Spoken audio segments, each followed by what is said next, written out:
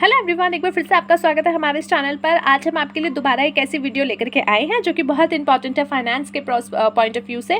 अगर आप फाइनेंस से रिलेटेड कोई सब्जेक्ट पढ़ रहे हैं या फिर फाइनेंस की स्टडीज़ कर रहे हैं तो ये टॉपिक आपके लिए इंपॉर्टेंट है। आज के इस टॉपिक में हम डिस्कस करने वाले हैं sources of long term finance.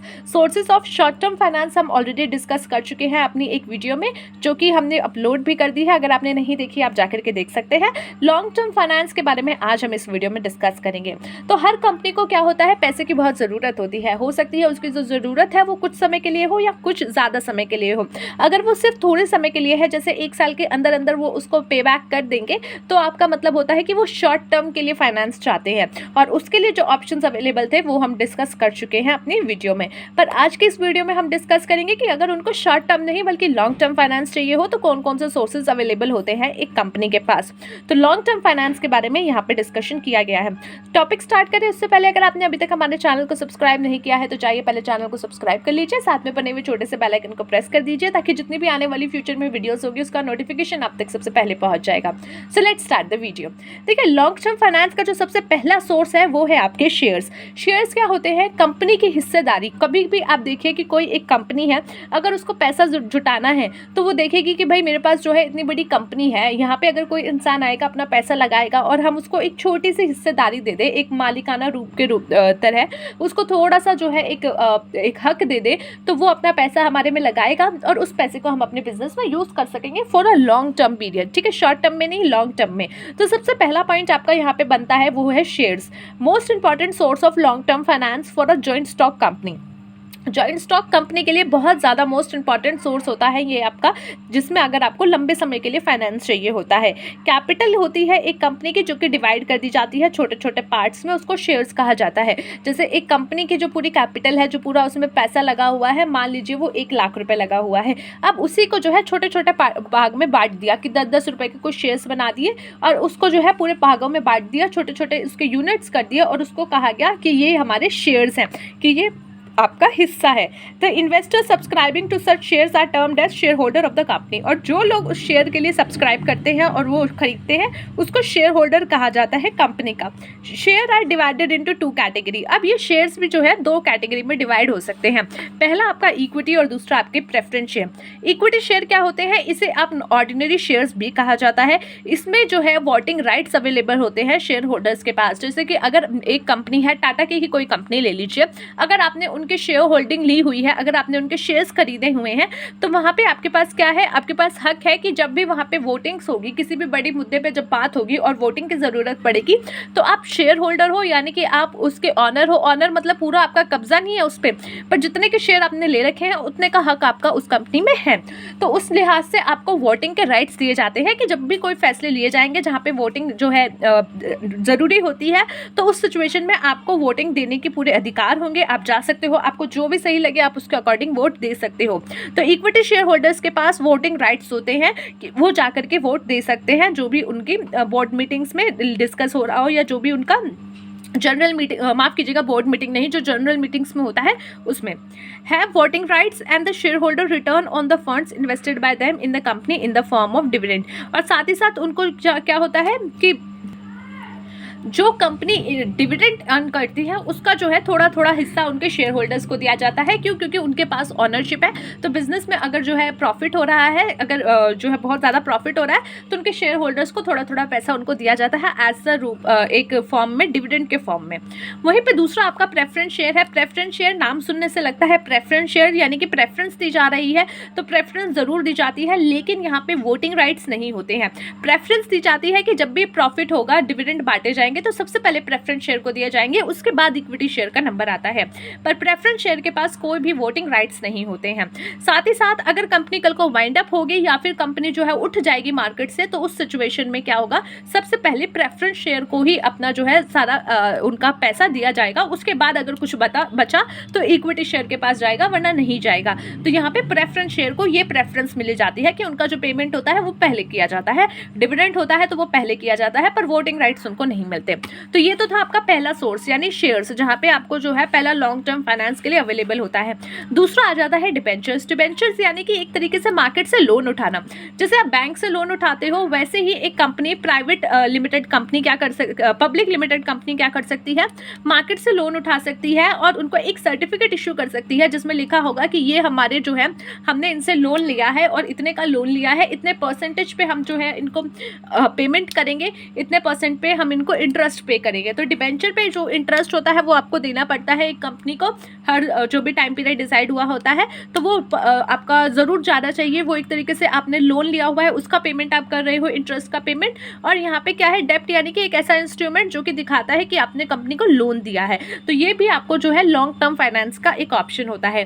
A dept instrument through which an Indian public limited company can raise funds from the market and instrument acknowledging the dept of the company.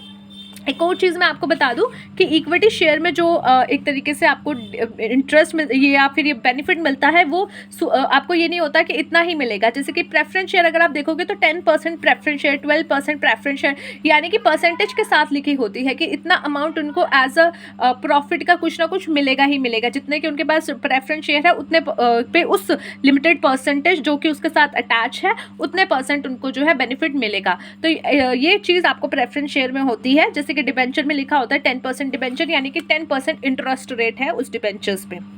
Term loan is the next point जो कि आपके लिए long term finance के लिए important है। Term loan यानी कि आप मार्केट से लोन उठा रहे हो, बैंकों से लोन उठा रहे हो। Loans procured by a firm which are repayable over a long period of time, generally ranging between 1 year and 10 year, यानी कि 1 साल से 10 साल के बीच में नॉर्मल टाइम पीरियड होता है जहाँ पे आप ये लोन लेते हो। Term loan are extended by banks and other financial institutions. अब ये टर्म लोन्स जो है आप बैंक से भी ले सकते हो, अदर फाइनेंशियल इंस्टीट्यूशन से भी ले सकते हो। Term loans are generally taken from purchasing fixed asset. अब टर्म लोन क्या होता है, जनरली लिया जाता है, टेक किया जाता है कहाँ से, आपकी माफ़ कीजिएगा, टर्म लोन जो है आप जनरली तब लेते हो जब आप क्या करते हो, बड़ी फिक्स्ड एसेट खरीदने चाह रहे होते हो। जैसे आपको बहुत बड़ी बिल्डिंग लेनी है, आपको फैक्ट्री लेनी है तो आपने लोन उठा लिया, आपको बहुत सारी एसेट लेनी है, मशीनरी डालनी है, अपने बिजनेस को आगे बढ़ाने के लिए और बड़ी मशीनरी डालनी है तो आपने लोन उठा लिया। तो टर्म लोन जनरली उस रीजंस में लिए जाते हैं। रिटेन अर्निंग क्या होता है, बिजनेस में जैसे कि आपको प्रॉफिट बहुत सारा हो रहा होता है तो आप क्या करते हो, वो प्रॉफिट जो है रिटेन कर लेते हो अपने पास, ना कि उसको जो है अपने शेयर होल्डर्स में बांटते हो, बल्कि अपने पास रख लेते हो कि हम इसको बिजनेस में लगाएंगे। यहाँ पे आप देखो कि आपके पास ऑप्शन होता है कि आपको प्रॉफिट हुआ है तो आपको जो है अपने शेयर होल्डर में बांटना है, जो है आपका केक कट रहा है तो सब में बंटना है, बट आप ऐसा नहीं सोचते। आप सोचते हो कि हम इसको जो है अभी रिजर्व करके रख लेते हैं, अपनी अर्निंग्स अभी रख लेते हैं, हमें आगे बिजनेस बढ़ाना है तो हमें पैसे की आवश्यकता पड़ेगी, तो इसी प्रॉफिट में से हम जो है थोड़ा बचा बचा के अपने पास रख लेते हैं। The part of the profit which is not distributed among the owner but is invested back in the business is referred to as retained earning। यानी कि प्रॉफिट का ऐसा हिस्सा जो कि आपने ऑनर्स को नहीं बांटा है या फिर आपके शेयर होल्डर्स को नहीं बांटा है बल्कि अपने बिजनेस में वापस लगा लिया है, तो वो होता है रिटेन्ड अर्निंग। अब ये प्रोसेस क्या है, ये इसका मतलब इसको एक और चीज़ कहा जाता है वो है प्लॉगिंग बैक ऑफ प्रॉफिट्स, यानी कि प्रॉफिट्स को जो है प्लॉगिंग बैक करना, वापस उसमें लगा लेना। The source is suitable for fulfil the working capital needs of the business. अब ये सोर्स आपके लिए बहुत सूटेबल है अगर आपको वर्किंग कैपिटल का जो आपकी नीड है, यानी कि जो आपको निरंतर काम करते रहने के लिए जो कैपिटल चाहिए होती है, अगर वो आपको पूरी करनी है उसके लिए ये मेथड आपके लिए बेटर होता है।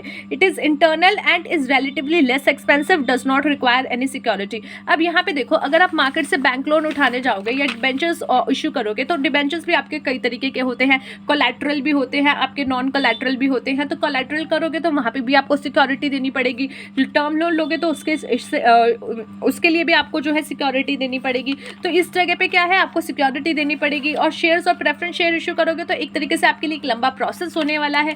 तो यहाँ पे जो सबसे सस्ता और सबसे सूटेबल सोर्स है वो यही कहा जाता है कि रिटेन अर्निंग जो है एक इंटरनल सोर्स है, अंतरिम में ही आप जो है अपने मामले निपटा रहे हो। तो ये आपके लिए लेस एक्सपेंसिव भी है। जैसे प्रेफरेंस शेयर या फिर शेयर्स, आप इक्विटी शेयर इशू करोगे तो वो थोड़ा सा आपके लिए एक्सपेंसिव होने वाला है, आपको पूरा प्रोसेस करना पड़ेगा, अंडरराइटर्स हायर करने पड़ेंगे, मार्केट में अपना जो है शेयर्स लाने पड़ेंगे, तो वो पूरा process is going to be very expensive for you, but this method is और this source is very less expensive for you। Next is your lease financing. Lease financing क्या होता है कि कुछ टाइम के लिए आपने क्या किया, आपके पास कुछ ऐसे माल पड़े थे, आपके पास ऐसे कुछ इक्विपमेंट्स पड़े थे, ऐसे कुछ एसेट्स पड़े थे जो आपके यूज़ में नहीं आ रहे थे, वो आपके लिए बस पड़े हुए हैं, आपके सिर्फ जगह घेर के आपके एरिया की शोभा बढ़ा रहे हैं। बट वही आप माल अगर किसी और को दे दो कुछ टाइम के लिए यूज़ करने के लिए, तो उस बेचारे का बहुत अच्छा काम हो जाएगा और आपको जो है उसके बदले में कुछ पैसा मिल जाएगा। तो इसको कहा जाता है lease financing. Lease financing is a contractual agreement. ये क्या होता है, एक कॉन्ट्रैक्ट अग्रीमेंट होता है जहाँ पे आप एक पार्टी को वो एसेट दे देते हो और अलाउ करते हो कि वो उसको यूज़ करे एक पर्टिकुलर टाइम पीरियड के लिए, और उसके बदले आपको कुछ जो है पीरियोडिकल पेमेंट मिलती जाए। एक साल में आपको जो है उसका किराया, एक महीने में या एक साल में जो भी आप डिसाइड करते हो वो आपको मिलता जाए। तो उस इंसान को क्या है, वो खरीदना नहीं पड़ेगा, क्योंकि खरीदने जाएगा हो सकता है उसके पास जो है अभी इतना पैसा ना हो और उसको जो है लग रहा हो कि यार नहीं खरीदना is not a good thing for me. हो सकता है उसके बिजनेस में जो है वो सिर्फ यूज ही 5 साल आने वाला हो, तो उसको लगता है नहीं यार खरीदते नहीं है, लीज फाइनेंसिंग ले लेते हैं, लीज पे ले लेते हैं। तो यानी लीज पे लेना यानी कि वो ले रहे हैं और उसके बदले आपको एक तरीके से वो पेमेंट कर देंगे। नॉर्मली कहा जाए, नॉर्मल भाषा में तो रेंट पे ले लिया उन्होंने, तो एक पर्टिकुलर टाइम पीरियड के लिए रेंट पे ले लिया। और यहाँ पे जैसे ही वो पीरियड जो है कॉन्ट्रैक्ट का खत्म होगा, वो एसेट जो लीज की गई है वो आपको वापस कर दी जाएगी, और इससे क्या होगा, आपको पैसा मिल गया, अपने फाइनेंस के लिए यूज़ किया और आपका जो है काम भी निकल गया। तो इसको कहा जाता है लीज फाइनेंसिंग, जो कि अनदर आपका सोर्स है फॉर लॉन्ग टर्म फाइनेंसिंग। तो ये था आपका आज का टॉपिक, जहाँ पे हमने डिस्कस किया about the source of long term financing discuss किया। साथ ही साथ शॉर्ट टर्म फाइनेंसिंग की भी वीडियोस आप जरूर देख लीजिएगा, क्योंकि एग्जाम में दोनों का क्वेश्चन आने के चांसेस हैं। तो मिलते हैं नेक्स्ट वीडियो में एक अगले टॉपिक के साथ। तब तक के लिए take care of yourself and take care of your health.